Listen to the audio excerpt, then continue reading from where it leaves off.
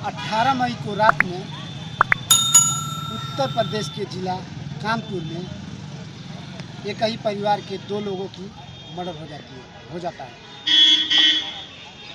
Murder होता है लगभग रात में 12 साढ़े 12 बजे के बाद, और सुबह होते होते रात में किसी को पता नहीं चलता है।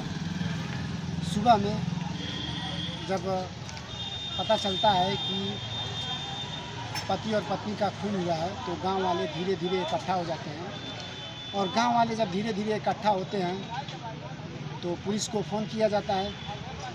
पुलिस आती है और घर में 5 सदस्य हैं, एक बेटा है और बहू है और माँ बाप हैं और एक छोटा लड़का है। बाप से पूछताछ शुरू होता है तो प्रेजेंट टाइम में कुछ भी खुलासा नहीं होता है। पुलिस मौके पर चली जाती है और दूसरे दिन पूरे परिवार वाले को पुलिस स्टेशन बुलाती है और इस घटना के बारे में पूछताछ करती है। और जब पूछताछ करती है तो इस घटना में ऐसा खुलासा होता है, इस घटना के पीछे ऐसा राज छुपा होता है कि जो भी इस घटना को लोग सुनते हैं, जो भी अखबार में पढ़ते हैं, टीवी में, चैनल में, यूट्यूब, फेसबुक, इंस्टाग्राम, जो भी सोशल मीडिया का वेबसाइट है, जहाँ भी लोग देखते हैं, सुनते हैं तो काफ़ी निंदा करते हैं। और कानपुर की ये घटना काफ़ी निंदा का विषय बन चुका है। नमस्कार दोस्तों, मैं सत्येंद्र निषाद आप लोगों को जो ये घटना सुना रहा हूँ, ये घटना है यूपी के जिला कानपुर शहर की। कानपुर में एक ही परिवार में 5 लोग हैं। 5 लोगों में से 2 लोगों की हत्या हो जाती है, बेटे और बहू की, 18 मई की रात को। और पुलिस आती है मौके पे। 19 मई को सुबह में पुलिस आती है और केस का जांच पड़ताल करती है। दूसरे दिन जब परिवार वाले को पुलिस स्टेशन ले जाया जाता है और सख्ती से जब पूछताछ किया जाता है तो क्राइम करने वाला कोई और नहीं है, हालांकि लड़के का बाप का उम्र है 74 साल। रोते रोते जुर्म को कबूल करते हैं और कहते हैं कि मैं ही अपने इन हाथों से अपने बेटे और बहू का कत्ल किया है। कत्ल कबूल करके बाप रोने लगता है, गिड़गिड़ाने लगता है और पुलिस पूछती है कि आखिर आप ये खून क्यों किए, अपने लड़के को आखिर आप क्यों मारे। तो बाप कहता है कि हमारा लड़का 1 साल पहले, अभी 1 ही साल हुआ था शादी किए हुए, हमारा लड़का शादी किया था लव मैरिज।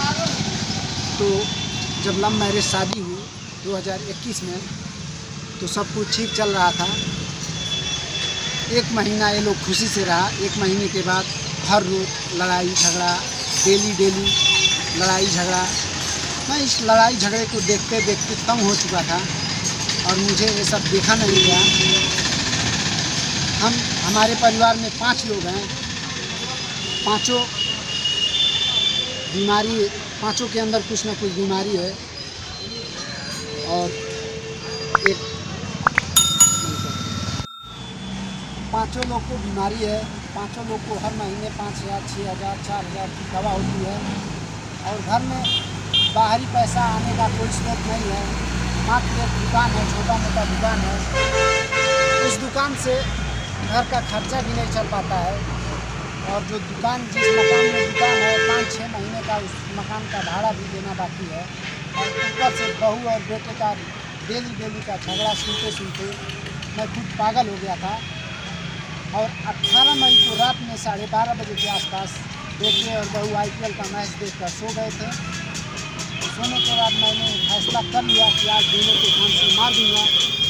मैंने क्या किया, एक धारदार चाकू लिया और चाकू से दोनों बेटे और अपनी बहू का गला रेत कर हत्या कर दिया। हत्या करने के बाद मैं बाल्टी में पानी लाया, पहले चाकू को धोया और पूरा अपना दोनों हाथ मुंह धो करके और पूरी रात चैन से सोया। चैन से सोने के बाद जब 19 मई को सुबह होता है तो सुबह में मैंने खुद आस पड़ोस के लोगों को बताया कि मेरे बेटे और बहू का खून हो गया है। मेरे को लग रहा था कि मैं ये क्राइम करके बच जाऊंगा, लेकिन क्राइम करने के बाद मैं नहीं बच पाया। मृतक का नाम शिवम तिवारी और पत्नी का नाम जूली तिवारी बताया गया, और जो कातिल हैं बेटे और बहू को मारने वाले, उनका नाम शिव कुमार तिवारी बताया गया।